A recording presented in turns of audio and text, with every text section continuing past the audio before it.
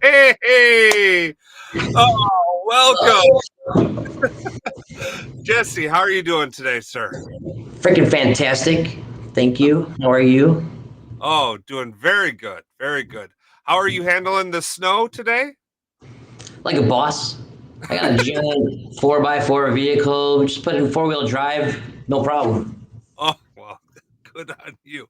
I ended up having to shovel and put down salt this morning. Yeah, I mean, the only problem with having a big truck and working downtown is parking the thing. That's it's usually you don't see giant trucks parked on the side of the road in a busy downtown area, but I can do it. Because you know how to parallel park? Is that why? Oh yeah, I've been parallel parking since I was 16. Yeah, I, I blew my wife away when I said, "Oh, just I'll park over there," and she was like, "What are you gonna do? You can't pull in." I'm like, It'll be all right." Oh, Yeah, yeah, yeah. Like, amaze your friends and family. right. It's crazy. So, good to see everyone in the chat. If you've got snow, let us know. Love to see where people are at, how they're dealing with Halloween snow. What did we hear? I'm dreaming of a white Halloween. That came across yesterday, which was I thought pretty fun and stuff. So, uh, good times, good times. So this is an interesting topic that we're going to be getting into today, which is like pages, which is a little known product or solution that's out there. But before we dive into any of that, uh, Jesse, want to introduce you to everyone, give them a little bit of your background. Why don't you introduce yourself? Well, Jesse Pokora, I'm a cloud solution architect and a software engineer. I started consulting with Baker Tilly for about 3 years ago, and otherwise, over a decade of web application development experience working in fintech and healthcare, and uh, seen a lot in that journey. And now I'm ready to share it with the Awesome. world. Awesome. And so you went. Correct me if I'm wrong. You come from like the pro developer side of the house, right? Oh yes, very much so. Yep, yep. I, you know, have been writing uh, scripts using words on a terminal since I was a wee lad with a Commodore 128. So very familiar with Oh my characters on a screen. gosh, a Commodore 128. Yeah, Holy yeah. cow, that I is. still can write some basic when I need to, but I don't know that I need to. It hasn't come up. Does it come up often? Basic. Only when I want to flex on my friends. Like, oh yeah, watch this. Go to line 10. Holy cow! That was basic was the first language I entered a science fair with was writing a program in basic. Uh, it, Made Slimer from Ghostbusters.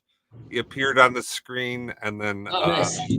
that was that that was what I had created. Yeah, one of the most frustrating games ever in the 80s was that Ghostbusters game that you play on the Commodore. And what a mess. Um, but that you really kind of use your imagination back then, but that's what we had.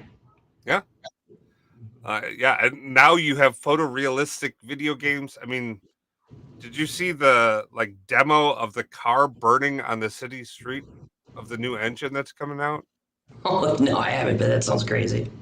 Uh, it looks like a war zone, except for it's a video game. I mean, there's no discernible difference between uh, what you're seeing on the screen and a legit real life. So, Wow. yeah, Wow. get ready, boys and girls. It's coming. All right, but you're a pro developer, but that wasn't what you always wanted to be, or like 4 year old, 5 year old Jesse. I always like to understand, like, how did you take that journey from what you want to like, what you thought of as like 5 years old, being that firefighter, being that like wanting to be a superhero, something like that. How'd you go from that to where you are today? I took a couple detours along the way for sure. I mean, back then I thought, why not just if I gotta go to make money, have a job, I could just make video games. They're fun. I like them. I could just do that.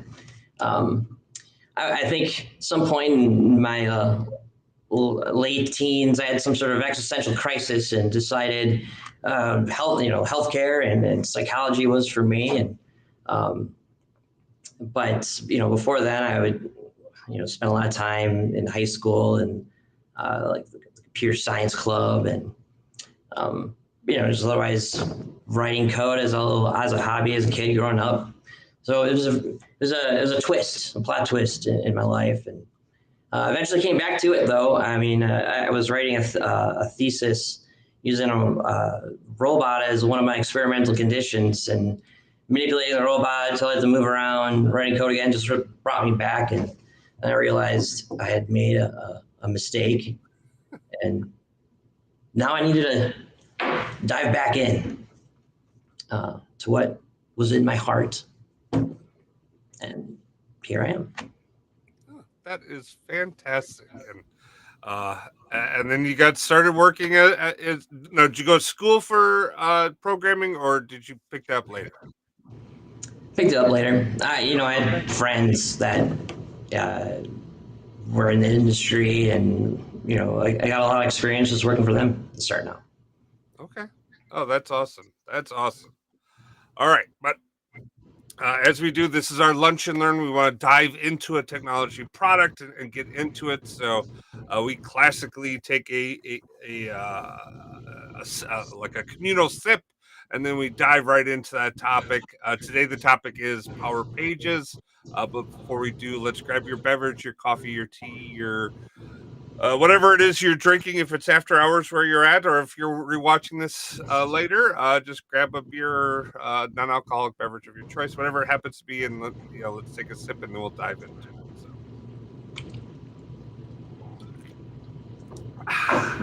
Office coffee. yeah. All right. So, I want to dive into this, but before we get too deep in, I wanted to quick frame up the topic as to what Power Pages is and where that comes into play. And especially for my audience, it's very much rooted in Power BI and the data side. Why and where is Power Pages important, right? So we all I kind of think of this as like in the beginning. In the beginning, there's Power BI, right? The great you know you know user centric tool to get and analyze data. But shortly after Power BI came along, we realized that low code space needed more, right? We needed the ability to create some Power Apps. So for users to create applications to deliver on things for their departments, their teams.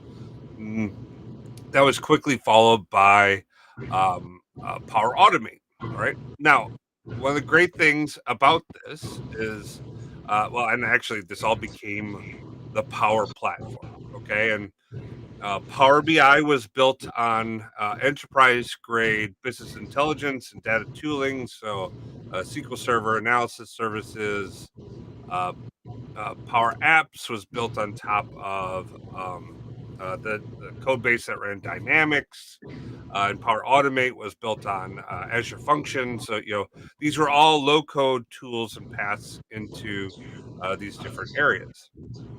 Well, as the Power Platform matured and came along, we got some additional tools that got added to it. We got Power Pages, which we're going to talk a lot about. But they also got Power Virtual Agents, which was like that little chat bot. These are all low code solutions that you could build together. Where Power Pages comes into play, which I think is useful, is it makes it really easy for any company of any size to create a web page, provides access to content inside your organization that could be inside of Power BI, Power Pages, Power Apps, and gives you access to all this content, right? And that's why I think it's important for us to like understand how and where Power Pages fits and how it is useful. Okay, so we're going to go back to just much more of a conversational topic here of Jesse. How did you get involved in the creation of Power Pages? You're a pro developer, right?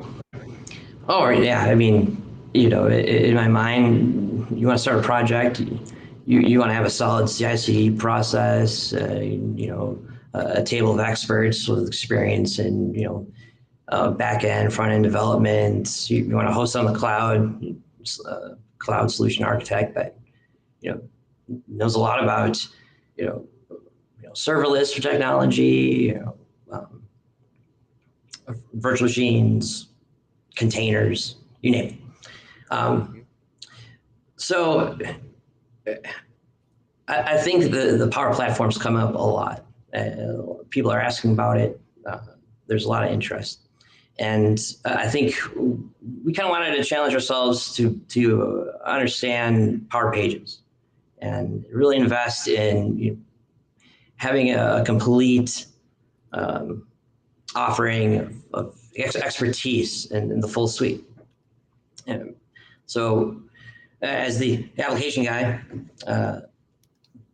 Power Pages, naturally falls under my interest. But well, I think the question is, well, when would you use it? Are we just going to replace all web application development with Power Pages, or is this just a tool for rapid development? And I think you got to get into the nuance and understand what situation this works best for, and when you should really stick with pro code development. And part of that journey then is us understanding that best. Spending the time to really get at that question. Oh, that's fantastic because I think you hit on it, right? Doesn't mean you don't need a pro code side of the house, right? Like both of those are useful in different situations. Yeah. As you start to work with Power Pages, Jesse, what are some of the lines that you've been able to identify as to like when you would use Power Pages versus when you would go down that pro code path? Well, I think one would want to start with your end user and cost. Like, what do you imagine your audience looks like? Are you going to write an application that you're going to have tens of thousands of users? I mean, that'd be cool. Everyone wants that kind of engagement and interaction. However, you got to measure the licensing model against, otherwise the hosting costs if you went pro code. So I think that helps answer some of that question right there. And then, Microsoft, they want to make this product as convenient as possible. So if you run in a situation where the application, Power Pages doesn't offer you something out of the box low code, you still can inject some pro code into it. You could write JavaScript, use jQuery, even introduce Angular into the application if you wanted to. They offer what's called Liquid. You write some Liquid syntax to get at the entity and the data that the application is serving from the back end to the front. Write some custom code to interact with the data coming out of Dataverse. And you can interact with the web API to push data back if needed. So that to answer the original question, it kind of making it so convenient to do that. They want to it almost kind of blurs the line and makes the question even a little bit difficult because, okay, well, if they're tough things that low code doesn't necessarily offer, well, then maybe you go ahead and write something custom for the situation. So,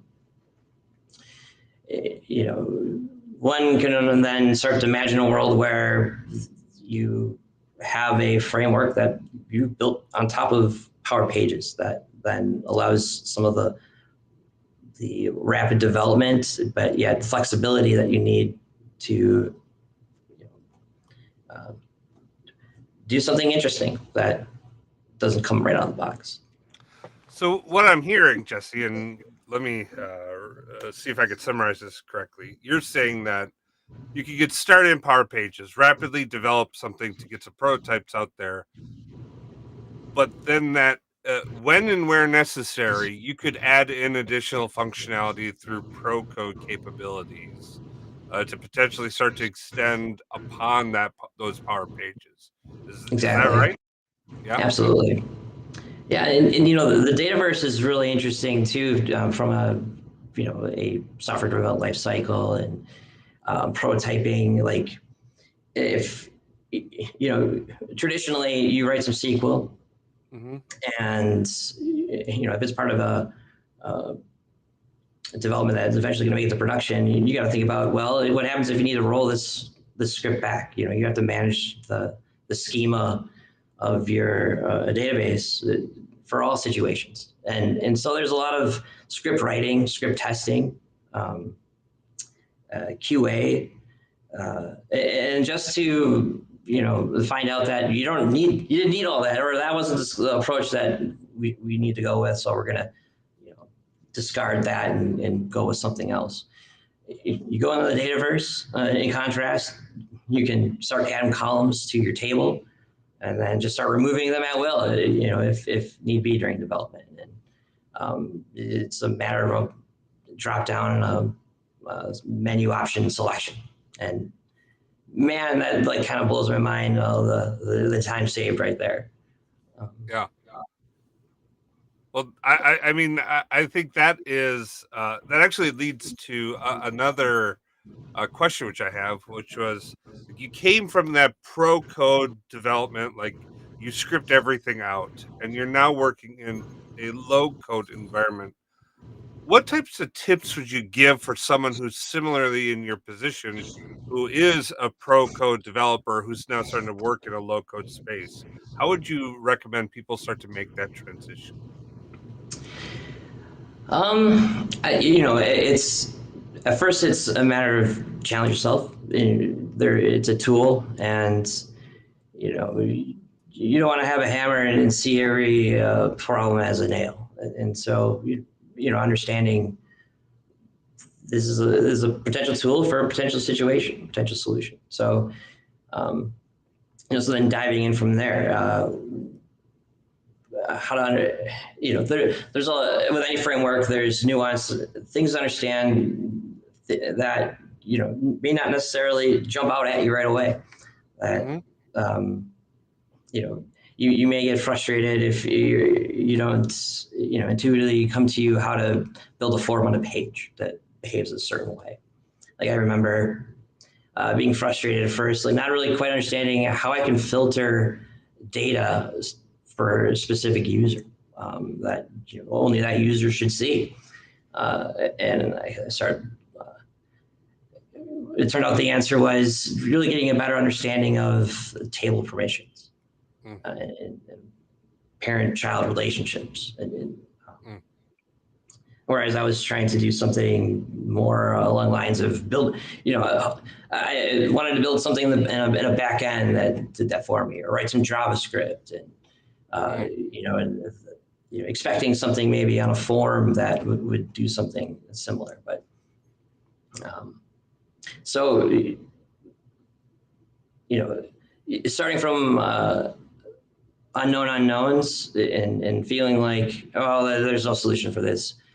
There may very well be. You just have to, reach out to someone who has some experience, and uh, that'll save you a bunch of time. And I know a lot of people who have come from the pro code side. They come in and they get immediately frustrated because they're like, I want to do this, and it doesn't work like that. And I think to that Mhm. point, that reach out and ask for help is a great topic. Now I know like the Power BI or Power Platform forums. I think I saw recently that they've had 1 million questions answered on the Power Platform forums, so like a super helpful community group. Yeah. Have you used that at all, Jesse? Well, I haven't yet. Okay, Yeah, but a lot of uh, Google searches have served me well so far. okay. But um, definitely a recommended tool. I agree. Yeah. Well, but I think that still does bring up the point, though, that you if you have questions, go and look to see how others are doing it within the tooling.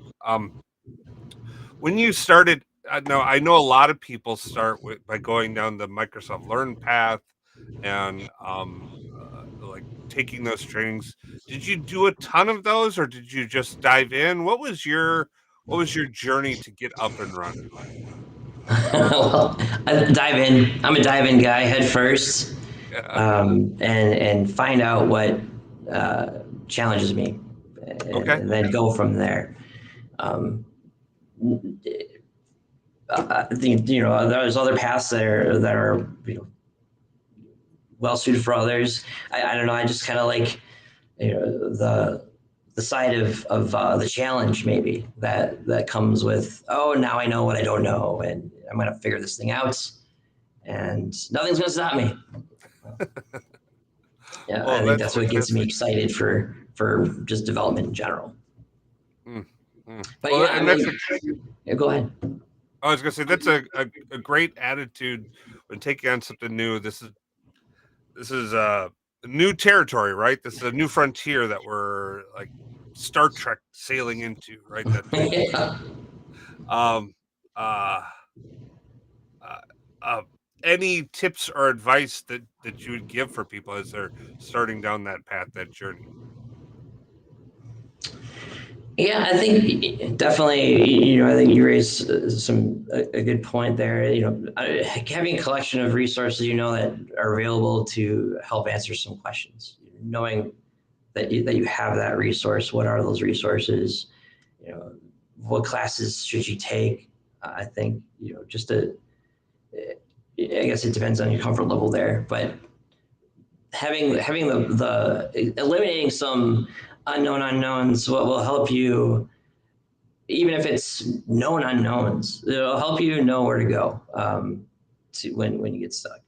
Then to understand that there are there really are solutions for the problem. You don't have to deviate straight into pro code right away because something's not working out. But but also, I think keeping in mind that uh, this is a mature product, and there's a lot of smart people that have been working on this for a number of years now, and you can imagine many of the same problems that you're experiencing. A lot of other people have probably encountered it as well, and you know, some of the problems kind of naturally fit in that category often.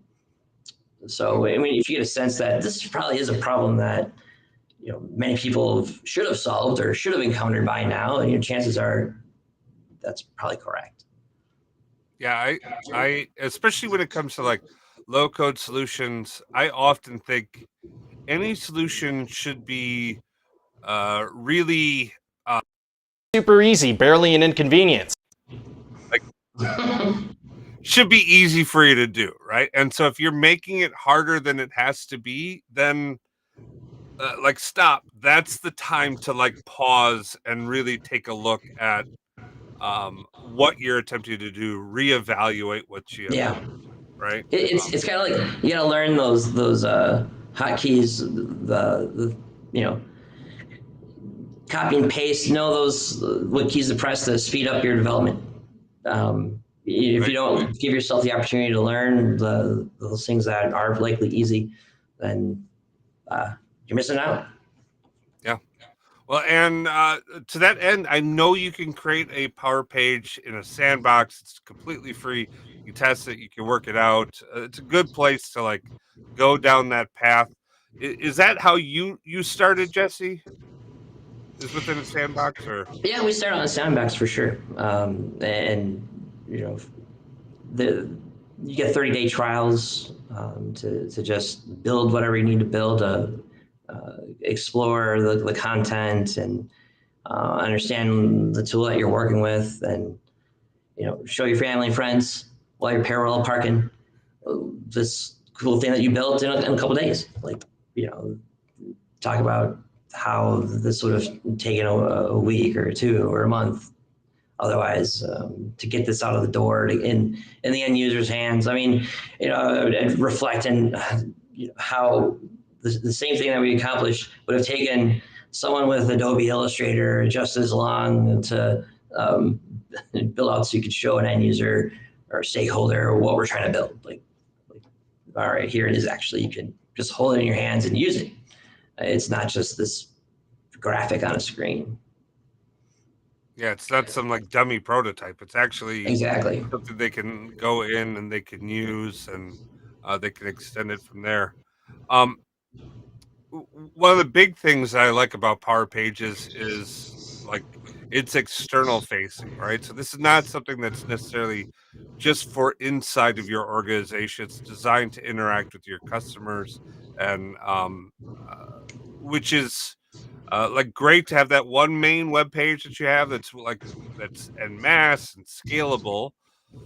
But I think we often have like little segments of customers that we're interacting with and we're working with, and they have some specific needs for them too. But we'd want to have them branded to like possibly like align with our enterprise standards. Did you have any issues when it came to working at Power Pages to get things to look the way you'd want them to look, or how did that go, Jesse? Oh yeah, really well. I mean, you have a style guide uh, to start that any changes you make will just propagate throughout the application. And then if there's anything more beyond the style guide that you want to manipulate, then you're free to do so in a CSS file.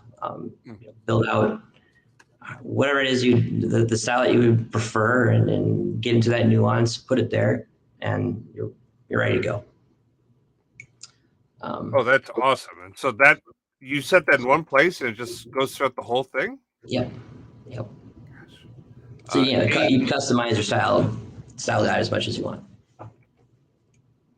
that is fantastic. I honestly, I think that's a challenge in the Power BI space. Is like you can do it on a report or so, but you can't do it en masse, and it's very Oh limited yeah, in what you can do. So, very that flexible.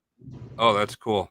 Um, can you talk about like okay, so you've created the web page that's out there, and power, the Power Pages are out and available. What's it been like when it came towards integrating Power Apps or Power BI or any of the other tools in the platform? How has that gone? Again, very simple. There's native support for that right out of the box. Including identity management. You start with a brand new website, and you can decide if you want to manage users through locally or through a Azure AD, and uh, or support Google or Facebook or etc. Okay. Those are all options right out of the box. And then let's say you have reports that you've built in Power BI. It's just a matter of clicking um, the screen, the section, and you can select that as an option, and configure away. Mm, mm. So you can use Azure Authentic or Azure External AD groups to authenticate and be able to like wrap row level security and other types of context around your Yep. data access. Is that right? That's right. Yep. And you can manage permissions in each web page through a setting, and the Okay. web roles that you define in the portal management screen. Um, and then and even further still, if you want to filter data specifically to one user, getting into the table, and even column permissions are available. Really? Okay. Can you tell me more about how that works? Yeah, you have to define the relationships, and that can be done conveniently in Power Management screen, and then uh, you know it kind of ties back to the what's called a contact table. These Mm, users that are logging in, as long as the relationships eventually tie back to that parent table, the system understands intuitively what you're trying to do. Okay. Oh, that's interesting. So you define it in Dataverse, right? Right. And then it automatically flows into your app, and you don't have to worry about anything else. Is that right? Yep. Yep. Hmm. Well, that's fantastic. And uh uh okay, now that leads me to like the next development question. Like, okay, so this sounds like it's starting to get kind of complex. Do you actually have you worked with a team in building out and managing Power Apps or Power Pages, or has this just been a solo venture for you so far? Oh, yeah, a team. And there's Okay. we have 2 offshore developers, 3 internal. We have 1, Power BI expert, another who has a background in Power Apps, and that became really convenient when we wanted to experiment with embedding a Canvas app, and it turns out that is just as easy as embedding Power BI. And so then some you can develop even further kind of low code but more complex interactions on the screen by embedding Canvas apps into your web application. Oh, that's fascinating. What Yeah, was yeah. the decision point to add in, like, why, like, you've got Power Pages, why did you add in a Canvas app? Yeah, we were frustrated with the challenge that didn't seem to come natively out of a form, and we had our colleague who is all about Power Apps and Canvas apps. Like, I know how to do this. I can just whip it together for you. We can test it out, embed it, see how it works. They built a prototype. We embedded it, and they had it the next day, and we were interacting with it. We had Well, it hang was a on a case second. of, Hold on. When did he have it ready for you? oh man, it was like the next day. Okay. All right.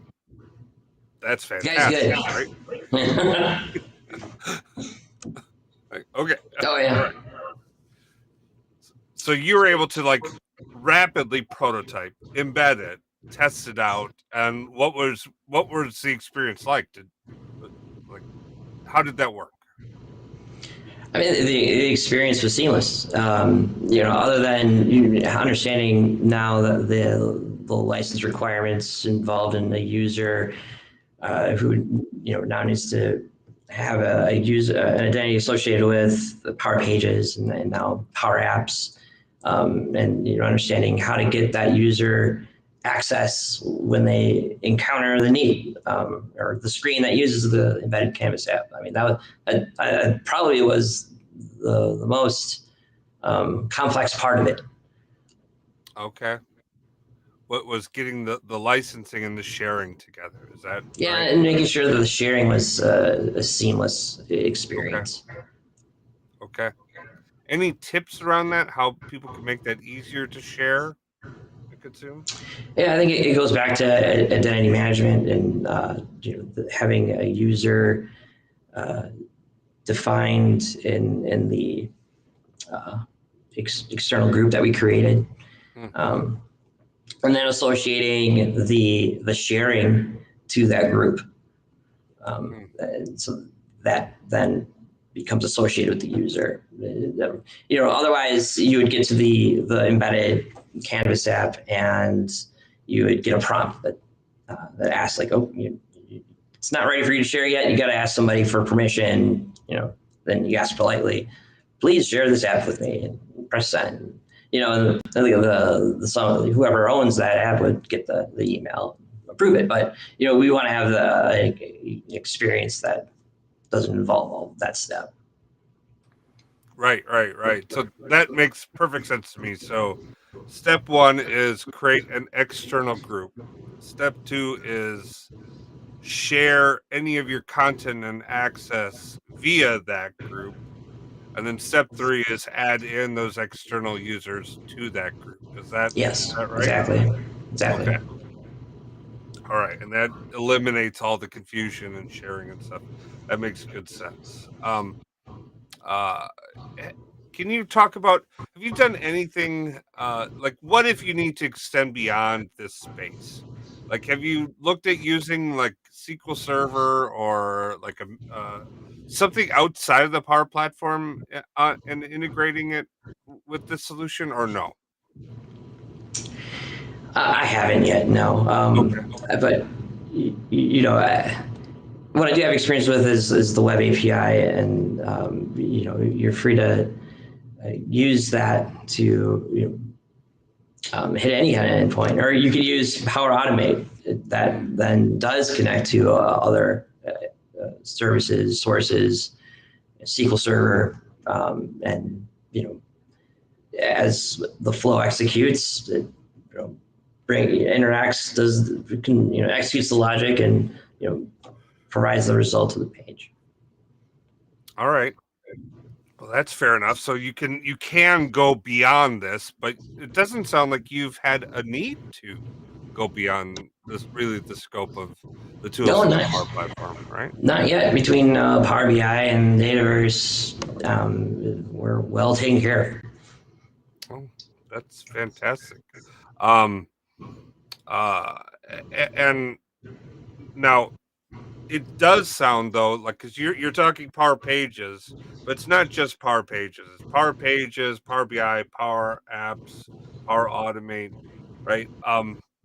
Is it possible to put out a solution without these other components, or what's the real like Certainly. you know? Okay, can you talk about I, what that solution would be like, or if you didn't do that? I think it probably involves some pro code. If you Okay. wanted to, for example, we use Power BI for reporting, and then producing a PDF, Hmm. downloadable. Once a user reviewed the report, they like it. Now they want to share it, but they for whatever reason they need to share the PDF hard copy of it. We're able to create that, but if you otherwise didn't want to include that as your solution, maybe you then start investing in back to some JavaScript or some libraries that would convert HTML into PDF. Totally possible as well. Oh, I think we were. Well, part of the interest was challenging ourselves to use as many low code components as possible to just understand what's really available. And while it's totally possible, and we've done this before with pro code, it became even more convenient to have our Power BI expert just go for it. sure. Sure. And the right tool for the right job, I always say, right? Like, if Yeah. you're using Power Pages, great. That's your web page, right? That's your web front end. Power Apps is for your apps, your input, that type of interaction. If you're talking about displaying information, you go the Power BI route. If you're trying to automate a flow, go Power Automate, right? I think that makes a ton of sense. Um, can you tell us what has the like, you opened up talking about when you sit down with a pro code development, you said like you start off with like a CI/CD process and designing that out. How is that working, or does that not work at all in the Power Platform, or how does that work when it Sure. comes to like managing your code? Yeah, there's two options, and the pro code route is again an option as well. If we've started with project management tools at Azure DevOps, and there's pipelines that you can develop, configure that will with a service principal connect to the solution that you've built. Pull down that solution, unpack it. You can save it to GitHub. Perform some version control on those files, and pack it back up, and whatever changes that you've made, push that back to the solution on the Power Platform. And so the solution becomes a resource that you can tie everything that you've developed, be it Power Automate flows or tables, and even Power Pages itself. And The one caveat to that, however, if you want to use this solution resource for Power Apps, you have to start with the enhanced data model. And this just came out October 3rd for general release. Like when we started with that, wasn't available to us, so we weren't able to tie Power Pages to this solution resource. But Oh my!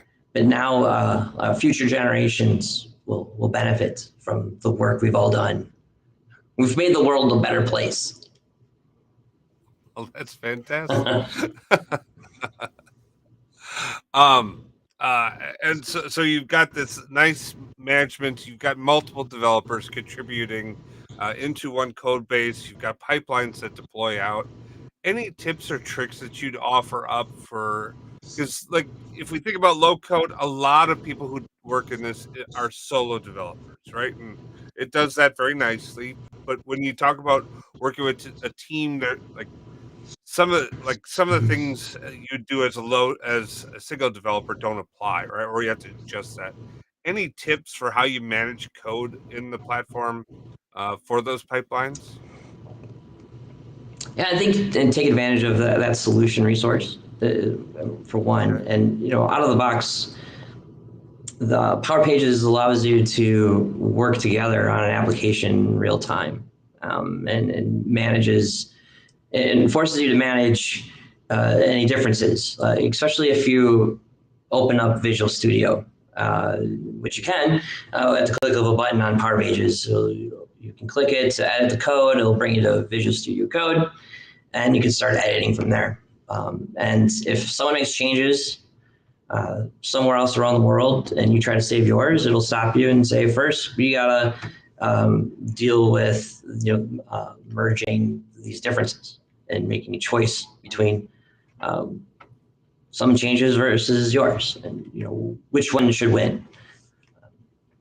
So all that is applied part of the development lifecycle. Now, you could also go the pro code route and bring down the solution, the Power Pages, run your version control GitHub. And so then, same thing, you'll end up resolving merge conflicts as you always have in that case. But so lots of flexibility in how you want to conduct business within a team. Well, that's fantastic. So, I mean, that to me, it sounds like you have the code controls that you'd have with pro dev development, but you have the speed and rapid development capabilities of a low code environment. Is that right? Yeah, exactly. Yep.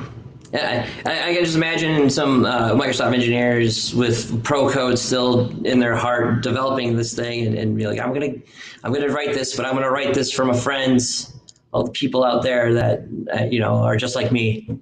To make sure that this is available for everyone at all comfort levels.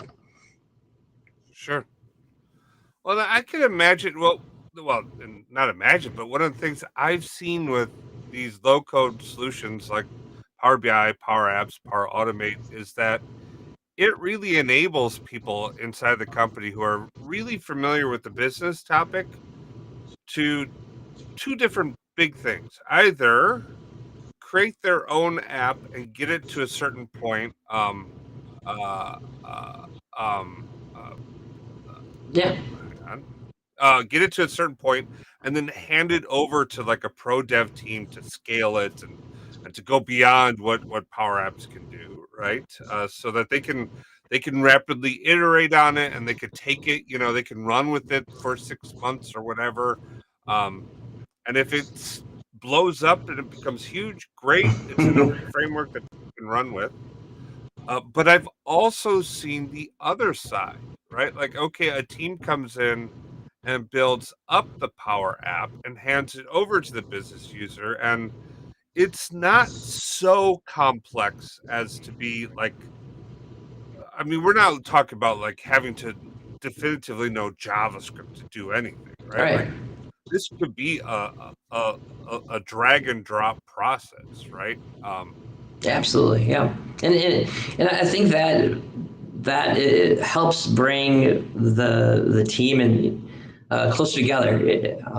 You know, regardless of your background, you know, someone who's maybe not necessarily comfortable with the technology side, but nonetheless are describing requirements. Well, you know, maybe you can get more involved and you know really realize the agile manifesto.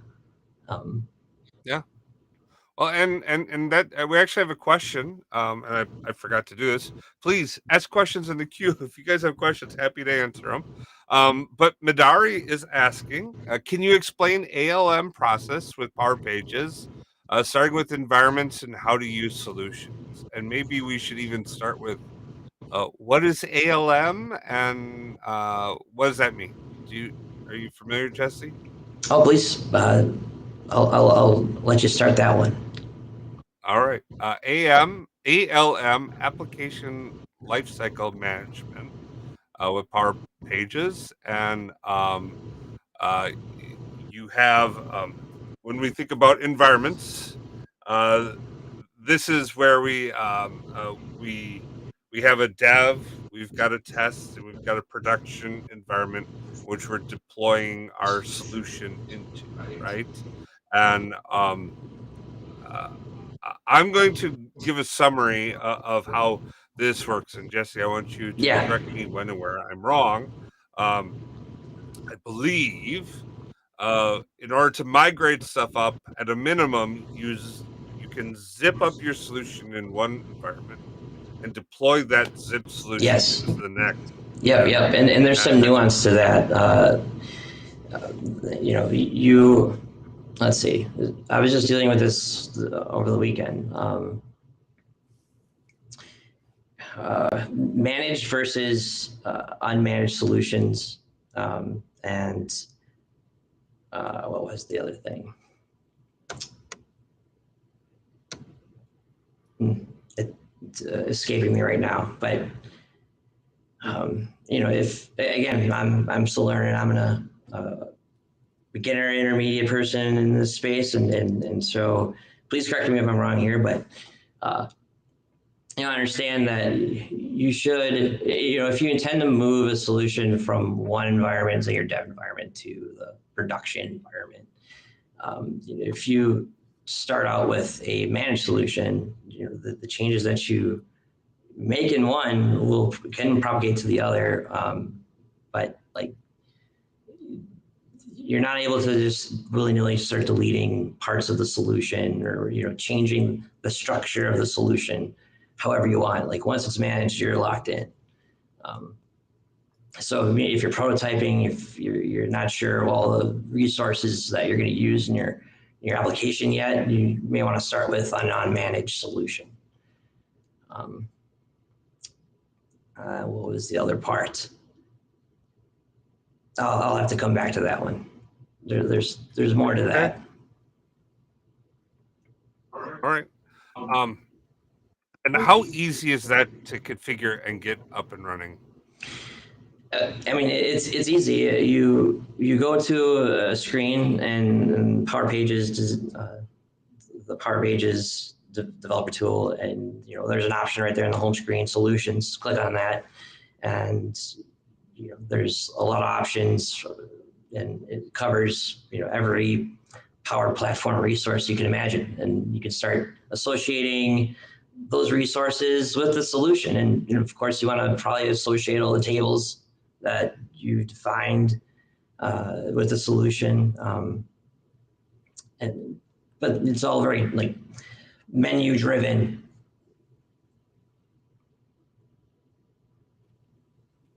Okay, all right. I get that. And Midari has posted managed solutions are immutable, i.e., they cannot be edited. Unmanaged solutions are mutable. In other words, they can be edited. My guess means that when you create a managed pipeline, you're not going to be able to edit the other layers, right? Everything has to enter through dev, make its way up into production. You can't just go into production and start making changes willy-nilly. Is that the gist of it, Jesse? That sounds right to me. Okay. All right. Awesome. What are some big takeaways? Having gone through the okay, I'm a pro code developer. I'm in with Power Apps. I'm doing stuff there. What's your biggest takeaway that you've had from this experience? I think the biggest takeaway so far is that web application development, it continues to mature. It continues to drive in the direction of empowering people, and it can empower developers in any stage of their career. I think it could be an option that you'll lean on for prototyping, or lean on for production development for an end user, for a client. Okay. Just a matter of weighing the pros and cons, and deciding which one wins out. Sure. But really getting into it, understanding what those sliders are important. Sure. And would you say that the Power BI solution is too challenging or too difficult for someone to just get up and running? Does it really take or mandate a production solution, or can it be can just a regular developer do this? Oh yeah, I mean, if you're a web application developer, you're gonna have a background with back-end development, and with that comes some understanding of how to manage a schema in a database, and writing queries, writing scripts. With that foundation, everything else will be intuitive, I think. Okay. And then drag and drop. Okay, excellent. And even the security side of it? Yeah, I think it's about the same experience I've had so far with Power Pages. Okay. Awesome. All right. We're kind of nearing the end of our hour here. Is there any tips or things that you'd want people to think about when they're starting down this path?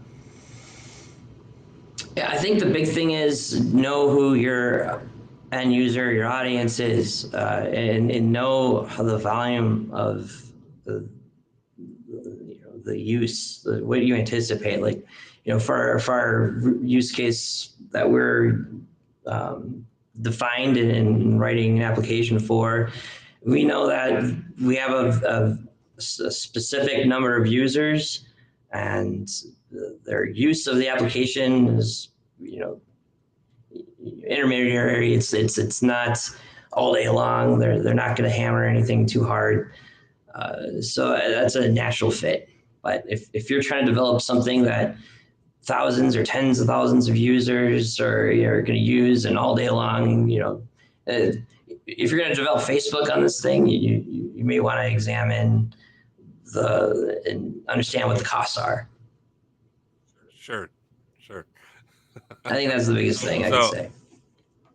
Okay, awesome. So, for defined user groups, for defined people, this is a great solution for something that's truly scalable for hundreds of millions of users. Probably go 100% down the pro code route. Yeah, Is that fair to say?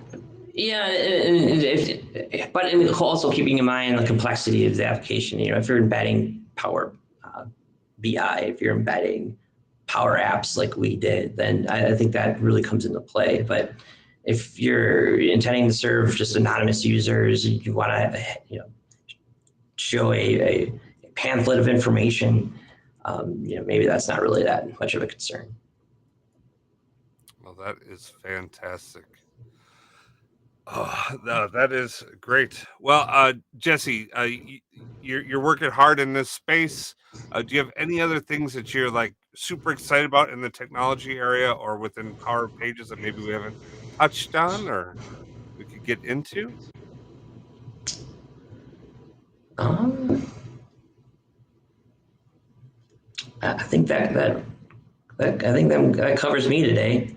Okay. Um, Fair enough. I do like that this provides an opportunity for us to create um, internal or an external experience for people to interact with our Power BI reports or any of our Power platform. And so, even if you're just servicing this internally, I think Power Pages creates the ability to I've always said, like, kind of create a Netflix for Power BI. So you can add in robust capabilities that like are outside of the scope of what Power BI does when it comes to what are you surfacing, what are you bringing forward, what are uh, what are you doing with this? And that's been one of the reasons why I've been very interested in Power Pages because there's features that I want that Power BI or Fabric does not have today, and we could build in with Power Pages. So I think that's a fantastic possibility there. Oh, that is fantastic. Absolutely. I do want to let you guys know for everyone who is still tuned in, we do have some great things coming up as well. So before we go, I do want to talk about next week. I do have Miguel Myers. Miguel Myers is a principal program lead at Microsoft working on the new visuals. So he's got the new card visual out there. There's a new button slicer that's coming out. There's now the new multi-card is available. We have a whole bunch of other things that are going to be announced, and frankly, I was not allowed to put the title on the video that we were going to use because it sounds like he might be showing that for the first time live on this stream. So very excited about that.